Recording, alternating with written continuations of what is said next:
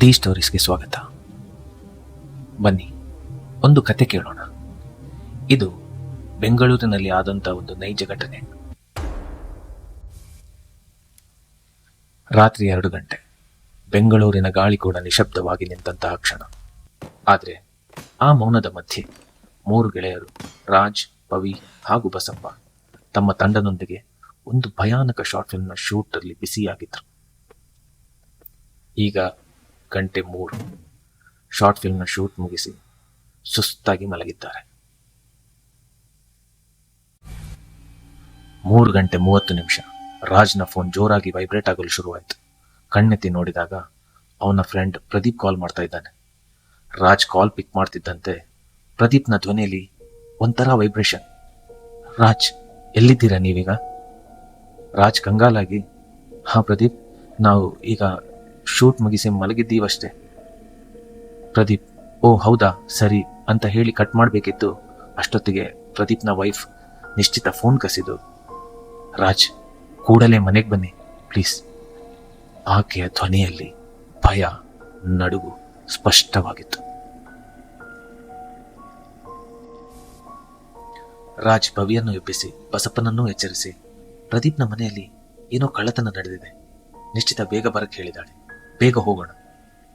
ರಾಜ್ ಮತ್ತು Pavi ರಾಜಾಜಿನಗರದಿಂದ electronic city ಕಡೆಗೆ ಹೊರಟರು. ಬೆಂಗಳೂರಿನ ರಸ್ತೆಗಳಲ್ಲಿ ಯಾರೂ ಇಲ್ಲ. ಮಬ್ಬಿನ ಮಂಜುದಾರಿಯನ್ನು ಕವಿದಂತೆ ಪವಿಯ ಹೃದಯ ತಡಕಾಡುತ್ತಿತ್ತು. ಅಲ್ಲ, ಅಪಾರ್ಟ್ಮೆಂಟ್ಗೆ ಕಳ್ಳ ಹೇಗೆ ಬರ್ತಾನೆ ರಾಜ್?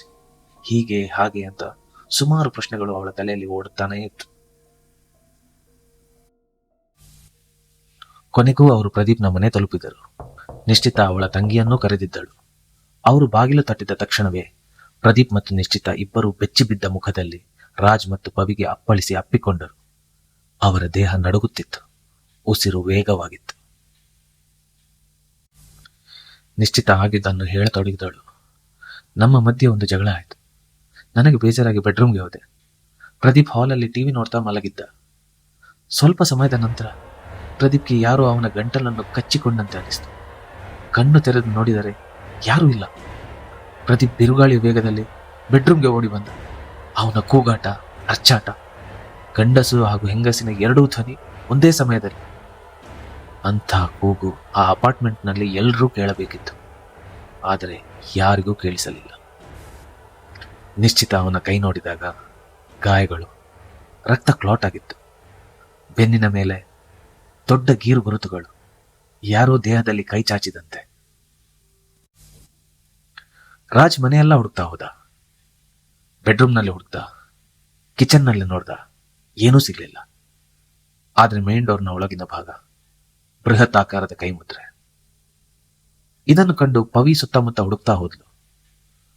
ಅವಳು ಮೇಲೆ ನೋಡಿದಾಗ ಸೀಲಿಂಗ್ ಫ್ಯಾನ್ ಮೇಲೆ ಇನ್ನೊಂದು ಕೈ ಮುದ್ರೆ. ಅದು ಸಾಮಾನ್ಯವಾದ ಕೈಗುರುತು ಆಗಿರಲಿಲ್ಲ. ರಾಜ್ ತಕ್ಷಣ ಪ್ರದೀಪ್ ಮತ್ತು ನಿಶ್ಚಿತಾಗಿ ಊರಿಗೆ ಹೊರಡಕ್ಕೆ ಹೇಳ್ದ. ಬೆಳಿಗ್ಗೆ 7 ಗಂಟೆ. ಪ್ರದೀಪ್ ಮತ್ತು ನಿಶ್ಚಿತ ಹೊರಗಡೆ ಬಂದರು. ರಾಜ್ ಮನೆ ಒಳಗಡೆ ಫೋಟೋಗಳನ್ನು ತೆಗೆದು ಕೊನೆಗೆ ಟಿವಿ ಮುಂದೆ ನಿಂತು ಒಂದು ಫೋಟೋ ಕ್ಲಿಕ್ ಮಾಡಿದ. ರಾಜ್ ಮತ್ತು ಪವಿ ತುಂಬಾ ಸುಸ್ತಾಗಿದ್ರು. ಹೋಟೆಲ್ನಲ್ಲಿ ಬ್ರೇಕ್ಫಾಸ್ಟ್ ಮಾಡ್ತಾ ರಾಜ್ ಫೋಟೋಗಳನ್ನು ಝೂಮ್ ಮಾಡ್ತಾ ಇದ್ದ. ಕೊನೆಯ ಫೋಟೋ ಬಂತು. ಇಷ್ಟೊತ್ತು ಹೇಗೋ ಧೈರ್ಯವಾಗಿ ಇದ್ದಂತಹ ರಾಜ್ ಮುಖದಲ್ಲಿ ಭಯ. ಟಿವಿ ರಿಫ್ಲೆಕ್ಷನ್ನಲ್ಲಿ ರಾಜ್ ಮಾತ್ರ ಇರಲಿಲ್ಲ.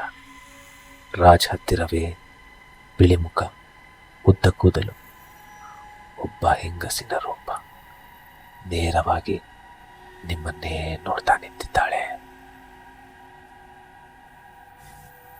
ಈ ಕತೆ ನಿಮಗೆ ಇಷ್ಟವಾಗಿದ್ದಲ್ಲಿ ದಯವಿಟ್ಟು ನಮ್ಮ ಚಾನೆಲ್ನ ಸಬ್ಸ್ಕ್ರೈಬ್ ಮಾಡಿ.